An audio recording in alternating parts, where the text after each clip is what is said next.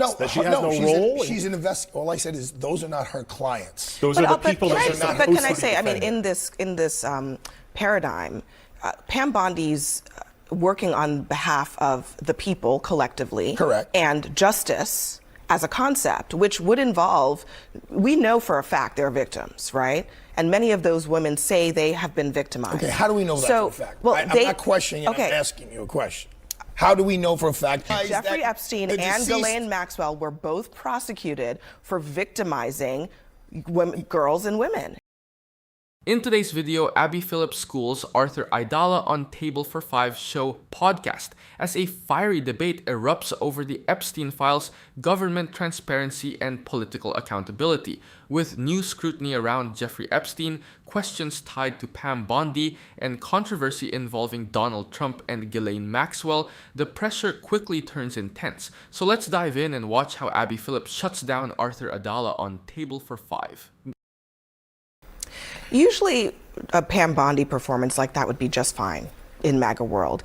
But I think it actually says a lot about this Epstein situation that it didn't work this way.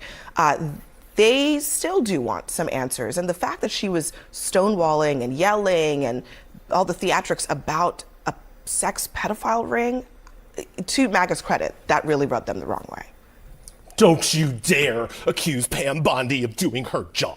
Right? Because that's really at the heart of the problem here. Pam Bondi is the Attorney General of the United States. She does not represent Donald Trump. She does not represent Bill Clinton. She represents the people, and in this case, the victims of the Epstein scandal, right? And so the most arresting image for all the toxicity, right? And honestly, the last time I saw something that toxic, Britney Spears was involved. But for all of that ridiculousness, the most arresting image of the entire hearing was when all of those Epstein's victims stood up and Pam Bondi refused to look at them in the face. Pam Bondi refused to look at her clients in the face. The people she's supposed to be representing and defending, she couldn't look them in the face. And that is going to be the story of that hearing, no matter what Pam Bondi said and how she yelled and carried on. I think one of the most striking moments was when she brought up the Dow. Because what did that have to do with Epstein survivors and victims and the case, right? So it was all about performing for Donald Trump, and that's because he rewards that. What did he do after her testimony? He praised her. She stuck it to the lunatic leftists, right? So she absolutely had him in mind, and every deflection was very obvious to people. And that's the problem. You worked folks up, you said you were going to fight the elites, and then you go in there and you actually don't get the job done. It looks as if you're hiding things. It's not about red and blue anymore. It's about justice. So, Arthur, before you jump in, let me just disclose to the audience that you once represented Ghislaine Maxwell. Yes, we handled her appeal from her trial, but putting my lawyer's hat on, and I don't mean to correct you, but as being an attorney, those are not her clients. In other words, a criminal defense attorney has to zealously represent his or her client. A prosecutor is in a much more luxurious position. They have a quasi-judicial function. They are the ones who decide, do we prosecute a case or we don't prosecute a case? They don't just take someone for their word. They have to do an investigation and they figure it out. So her role is not what my role would be. If someone hires me, I have to fight for them no matter what. A prosecutor's role is, and even to the point investigating Donald Trump, is that really what we think is happening? No, I don't think Donald Trump is the target here. There is no target. The target was Jeffrey Epstein, and he's dead. So, and the only person in jail is a woman, Ghislaine Maxwell. So you're saying that Pam Bondi has no job, that she has no role in it? This really shows why accountability in high-profile criminal investigations matters more than political loyalty. When you hear voices like Elie Mystal and Natasha Alford pushing for transparency, it lines up with what multiple Inspector General reports have warned about for years. Public trust drops fast when the Justice Department appears selective or overly secretive. Confidence in federal law enforcement has already fluctuated sharply over the past decade, and secrecy in elite cases only deepens that skepticism.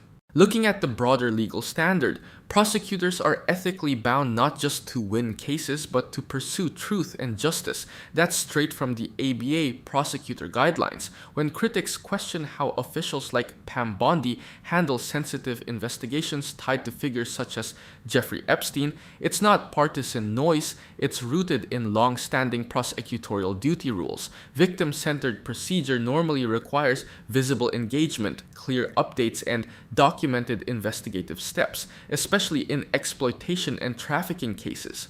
Another key fact, multiple federal reviews after past corruption and trafficking probes showed that document over-redaction and delayed disclosures were among the top reasons cases unraveled in public credibility, even when convictions occurred. That context strengthens the pressure arguments coming from Mystal and Alford's side more than the defensive posture taken by Arthur Aidala.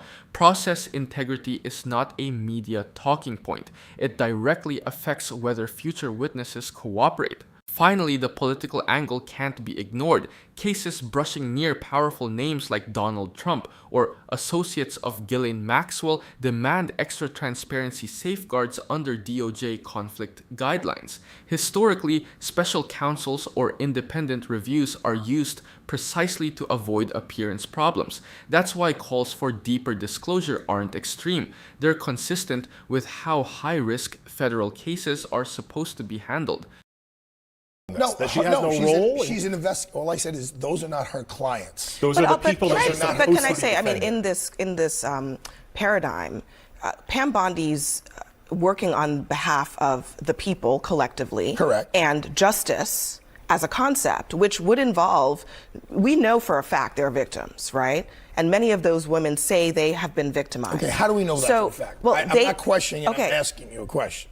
How do we know for a fact? Jeffrey Epstein and deceased... Ghislaine Maxwell were both prosecuted for victimizing women, girls and women. Okay, I mean, so okay, so I don't. Is that be a really lawyer. in Let me be a dispute? lawyer once again. In your open, you refer to him as a pedophile.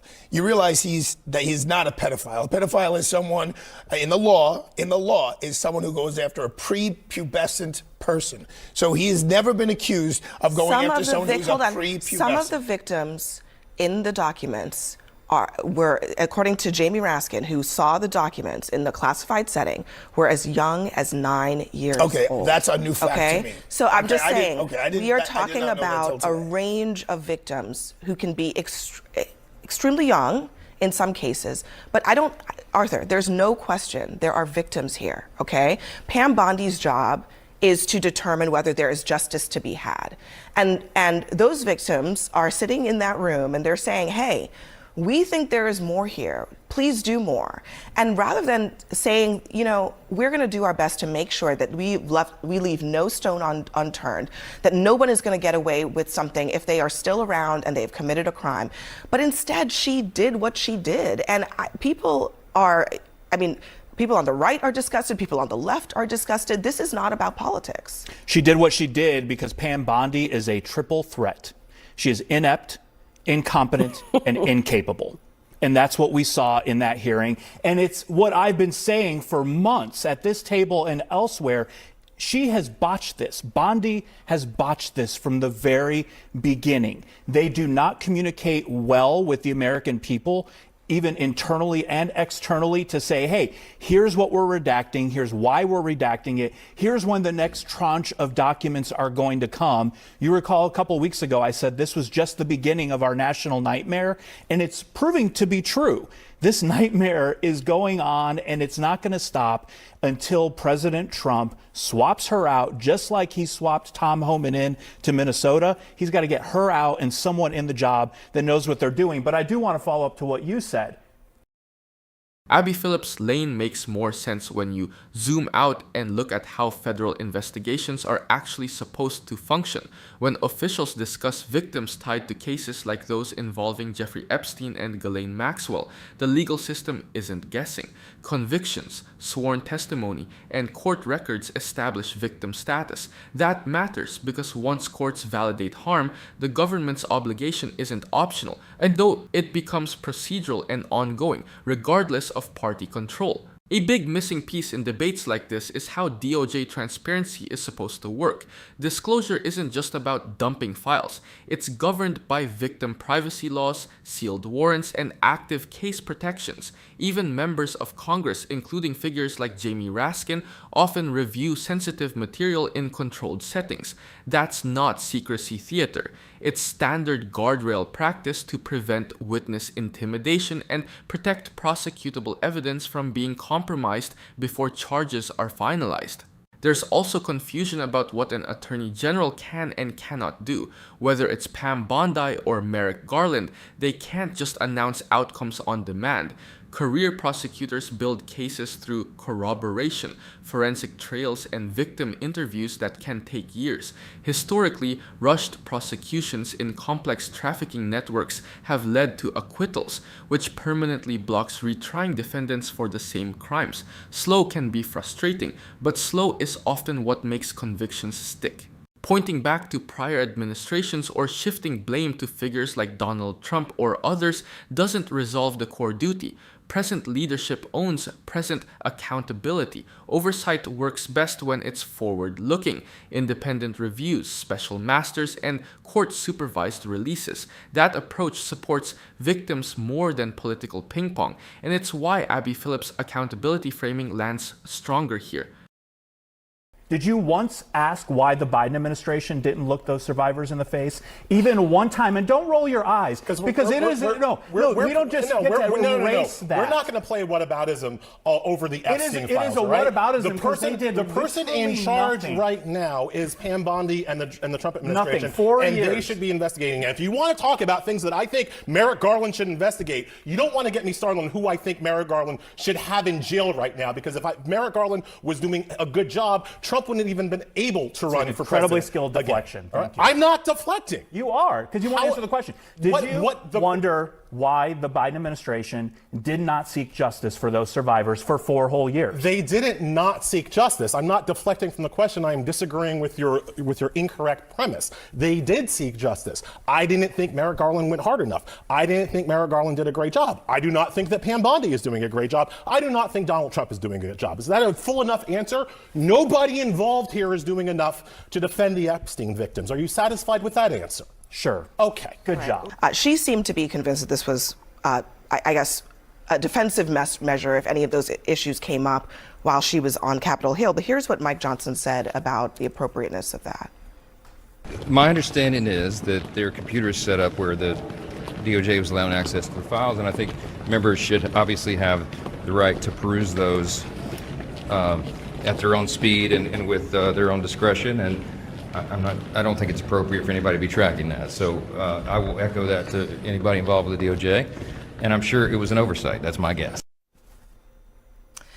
I don't think a printout of a specific congressperson's note is an oversight. That's the first thing. But why do you think, Natasha, that the DOJ decided to do that? I mean, it seems like a defensive move, like they're trying to protect themselves from something. I honestly have no idea. I don't know why they would do that. It certainly feeds into a narrative that, again, this is not a straightforward investigation. It's not one that's focused on victims. It's extremely politicized. And the people who should be front and center, who should be held accountable, are redacted, are protected, are essentially not being put forward to have to answer difficult questions. So, but it is interesting that Mike Johnson gave the benefit of the doubt. I'm sure that it was just an oversight. It's not really anyone's fault. Next for us. What really stands out is the accountability gap around high-profile investigations. In major federal cases involving trafficking and abuse networks, DOJ best practice guidelines call for structured victim outreach, transparent status reporting, and clear prosecution roadmaps. When those pieces are missing, public confidence drops fast. And historically, that's exactly when independent reviews and inspector general probes tend to follow in large justice controversies. There's also a broader data point here. Federal audits over the past 2 decades have repeatedly shown that document over-redaction and delayed disclosure create more legal exposure, not less. Courts have pushed back before, ordering additional releases when agencies leaned too hard on secrecy. Transparency isn't just political, it's procedural risk management. When agencies communicate clearly about what's withheld and why, litigation risk and congressional backlash both tend to decrease significantly over time. Another overlooked fact is that victim-centered case models, now widely recommended in federal prosecution training, stress visible engagement with survivors and consistent public messaging. Studies from court administration programs show that when victims believe prosecutors are accessible and direct, cooperation rates go up and case outcomes improve. When communication feels defensive or fragmented, survivor participation drops. That's not ideological. That's been documented across multiple jurisdictions and administrations. And zooming out, bipartisan reform panels have warned for years that politicized handling of sensitive criminal investigations damages institutional trust more than almost anything else. Whether leadership is left or right, the measurable standard is the same: clarity, consistency, and documented action steps. When those aren't visible, skepticism is predictable and frankly justified based on past federal oversight findings alone. Pause. Are you getting tired of getting half the story from biased news sources? One outlet says one thing and another says the complete opposite. How are you supposed to know what's actually true? That's where ground news comes in. It lets you compare how different media outlets, left, right, and center, are covering the same story. So you can see the full picture instead of just the echo chamber. And here's the best part. Click the link in the description and get 40% off the Vantage tier, which gives you even deeper insights into media bias and political trends. Stay informed, think for yourself, and check out Ground News in the description down below.